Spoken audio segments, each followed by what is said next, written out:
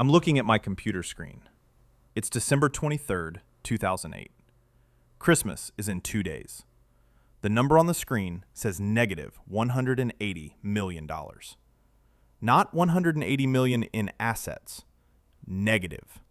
I owe more than I have. I'm broke. Worse than broke. I'm in debt to a level most people can't comprehend. Elon Musk here. And I'm going to tell you exactly how I lost everything I'd built over 10 years in just 12 months. More importantly, I'm going to tell you what I did about it. Because this isn't a sob story. This is about the moment when reality punches you in the face so hard you either stay down or you get back up swinging. Let me take you back. 2007. I'm worth around $200 million on paper. Not billionaire status, but comfortable. I sold PayPal to eBay for $1.5 billion. My cut was $180 million after taxes. I'm 36 years old. I could retire, buy an island, never work again. But that's not interesting to me. So I do what any rational person would do. I take $100 million and invest it in Tesla, an electric car company that's never made a profit. I take another $100 million and put it into SpaceX, a rocket company with 0 successful launches. Smart, right? My friends think I've lost my mind. My family is worried. Financial advisors are begging me to diversify. I ignore them all. Because I don't want to diversify. I want to solve problems that matter. Climate change and making humans multiplanetary. These aren't side projects. These are the things that justify getting out of bed. Now, fast forward to 2008. The financial crisis hits. The entire global economy is collapsing. Lehman Brothers goes bankrupt. The stock market crashes. And I'm sitting here with 2 companies that are both burning through millions of dollars every month. Tesla is supposed to launch the Roadster, our first car. But we're having production problems. The transmission keeps failing. We're months behind schedule. Every delay costs us millions. Investors are getting nervous. Some are pulling out. The ones who stay want me to step down as CEO. They think I'm the problem. SpaceX is even worse. We've had 3 rocket launches. All 3 failed. The first one spun out of control and crashed into the ocean. The second one made it higher, but still exploded. The third one almost made it to orbit, but failed at the last second. Each launch costs $60 million. 3 failures equal $180 million burning up in the atmosphere. NASA is watching. Our contract depends on a successful launch. If we fail again, we're done. And then my personal life implodes. My wife files for divorce. It's messy. It's public. It's expensive. The legal fees alone are costing millions. The tabloids are having a field day. Every day there's a new headline about how I'm a terrible husband, or a failed entrepreneur, or both. So let's do the math. Tesla is losing $4 million a month. SpaceX is losing $3 million a month. That's $7 million a month in total. My divorce is costing another $2 million. That's $9 million a month going out the door. I have $200 million total. Simple division tells you I have about 22 months before I'm completely broke. But it gets worse. Because of the financial crisis, nobody wants to invest. Venture capitalists are hoarding cash. Banks aren't lending. The IPO market is frozen. I can't raise money even if I wanted to. I'm trapped. Watching my companies die in slow motion. Here's what people don't understand about losing money at this scale. It's not like losing your job or missing a mortgage payment. Those are stressful, absolutely. But this is different. This is watching something you created, something you believe in more than anything, slowly suffocate because you can't get oxygen to it fast enough. Every morning I wake up and check the bank accounts. Tesla's account, SpaceX's account, my personal account. All of them going down. It's like watching 3 hourglasses run out at the same time and knowing you can't refill any of them. The worst part? The decisions you have to make. In September 2008, I'm sitting in a meeting with my financial advisor. He lays out the numbers. Cold, brutal math. I have enough money to save one company. Not both. One. He says I should save Tesla. It's closer to launching a product. It has more investor interest. It's the rational choice. Let SpaceX die. Take the loss. Move on. I'm looking at these spreadsheets, these projections, and I'm thinking about the 500 people working at Tesla, the 300 people at SpaceX, all of them believing in the mission, all of them trusting that I know what I'm doing. And I'm about to tell half of them that I'm giving up.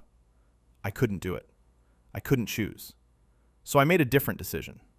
I decided to split my remaining money between both companies, give each one enough to survive a few more months, hope that something changes, hope that we get a breakthrough. My advisor thought I was insane.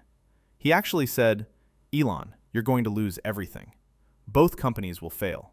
You'll have nothing." And he was probably right. Mathematically, it didn't make sense. But I wasn't thinking about math. I was thinking about physics. Here's the thing about physics. It doesn't care about your feelings. It doesn't care about your plans. It just is. And the physics of the situation was simple. Both companies needed a critical mass of resources to survive. If I split my money, neither would have enough. They'd both die slower, but they'd still die. So I made the craziest decision of my life. I took out personal loans. I borrowed money from friends. I maxed out credit cards. I was literally using credit card cash advances to make payroll. Do you know how insane that is? Using a credit card with 18% interest to pay engineers. By December 2008, I'm personally in debt. My net worth is negative. I'm getting calls from creditors. I'm getting emails from lawyers. I'm getting texts from investors asking what the hell is going on. And I have no good answers. I just know that giving up isn't an option. Christmas Eve, 2008. I'm alone in the Tesla factory. Everyone else is with their families. I'm walking through empty assembly lines thinking this might be the last time I see this place operational. We have enough cash for maybe 3 more weeks. After that, we have to shut down, lay everyone off, admit defeat. I remember standing there thinking about everything that led to this moment. The decisions I made, the risks I took, the warnings I ignored. And I thought about what I'd tell myself if I could go back in time. Would I do it differently? The honest answer is no. Because the alternative was living a safe, comfortable, boring life. Making smart investments, diversifying my portfolio, playing it safe. And I'd rather be broke having tried to do something meaningful than rich having done nothing. That thought is what saved me. Not the money. Not the luck that came later. The thought that failure trying to do something important is better than success doing something meaningless. Once I accepted that, the pressure lifted. I wasn't afraid of losing money anymore. I was only afraid of not trying hard enough. 2 days after Christmas, I got a call. NASA. They were offering SpaceX a $1.6 billion contract, on the condition that our 4th launch succeeded. One more chance. This was it. Everything riding on one launch. 3 months later, September 2009, we launched Falcon 1 for the 4th time. I was watching from the control room, same room where I'd watched 3 failures. My hands were shaking. My stomach was in knots. The rocket lifted off. Stage separation. Stage 2 ignition. It was working. For the first time, it was actually working. 11 minutes after launch, we reached orbit. The room erupted. People were crying, hugging, screaming. I just sat there, numb. We'd done it. Against every odd, every failure, every person who said it was impossible, we'd actually done it. That contract saved SpaceX. And with SpaceX stable, I could focus more resources on Tesla. We finally got the Roadster into production. We started taking orders. We raised more funding. By 2010, Tesla was back from the edge. So what did I learn from losing $180 million? Here's what matters. First, money is just a tool. It's not the goal. I lost $180 million, but I didn't lose the mission. The mission was always to accelerate sustainable energy and make life multiplanetary. The money was just fuel for the rocket. When you lose fuel, you find more fuel. Second, the moment when you have nothing left to lose is the moment you become dangerous. When you're broke, when everyone thinks you've failed, when the smart move is to quit, that's when you have maximum freedom. Because you literally cannot fail any harder. You're already at the bottom. The only direction is up. Third, you have to separate your identity from your net worth. When I was worth 200 million, I wasn't a better person than when I was worth negative 180 million. I was the same person with the same goals and the same abilities. The number in my bank account didn't define me. What defined me was what I was trying to accomplish. Here's what you need to understand if you're facing financial problems right now. Whether you lost 180 million or 18,000, the principle is the same. You're not your bank account. You're what you do when you have nothing. That's the real test. If you're in debt, if you're broke, if you've lost everything, good. Now you know what it feels like to have nothing to lose. Now you can take real risks. Now you can try things that scared you before. Because what's the worst that can happen? You lose more money you don't have? The key is to stay focused on something bigger than money. For me, it was Tesla and SpaceX. For you, it might be different. But find something that makes losing money worth it. Find something you'd go broke for. Because if you're not willing to lose everything for what you believe in, do you really believe in it? Now, I'm not saying be reckless. I'm not saying ignore financial reality. But I am saying that the fear of losing money is often more crippling than actually losing money. Once you lose it, once you hit bottom, you realize you're still breathing. You're still thinking. You can still work. The money was never the thing that mattered. It was always just fuel. So here's my challenge to you. Whatever financial problem you're facing right now, I want you to do something counterintuitive. Instead of focusing on how to avoid losing money, focus on what you'd do if you lost everything tomorrow. What would you build? What would you create? What problem would you solve? Because here's the secret that rich people don't want you to know. You don't need money to start. You need money to scale. But starting just requires you to begin. I started SpaceX with 100 million and almost lost it all.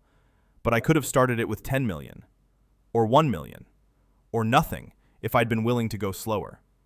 The amount of money doesn't determine success. Your willingness to keep going when you have no money left, that determines success. I lost $180 million, but I didn't lose my purpose. I didn't lose my drive. I didn't lose my belief that we could do impossible things.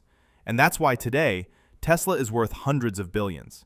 SpaceX is launching humans to the International Space Station and building Starship to go to Mars. Not because I never failed, because I failed so hard I had nothing left to lose. And that's when I became truly free. If you're watching this and you're struggling with money, I want you to know something. You're closer to success than you think.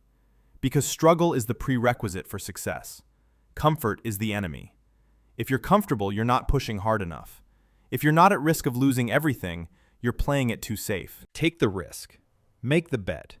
Put everything on the line for something that matters. And if you lose, you'll survive. I promise you. You'll survive and you'll learn and you'll come back stronger. That's the pattern. That's how it works. Failure, lesson, growth, repeat. So go out there and lose some money. Seriously, take a swing at something big. Maybe you'll win. Maybe you'll lose everything. But either way, you'll have a hell of a story to tell. And you'll know what you're really made of.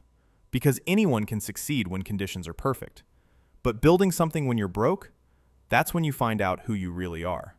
I found out in 2008, and I'm still here, still building, still taking risks, still betting everything on ideas that matter. Because that's what life is for. Not playing it safe, but swinging for the fences even when you can barely afford the bat. That's the lesson. That's what losing $180 million taught me, and it's the best education I ever got. Thanks for watching. Subscribe if you want more honest talk about money, business, and what it really takes to build something meaningful. Comment below. What would you do if you lost everything tomorrow? I read every comment.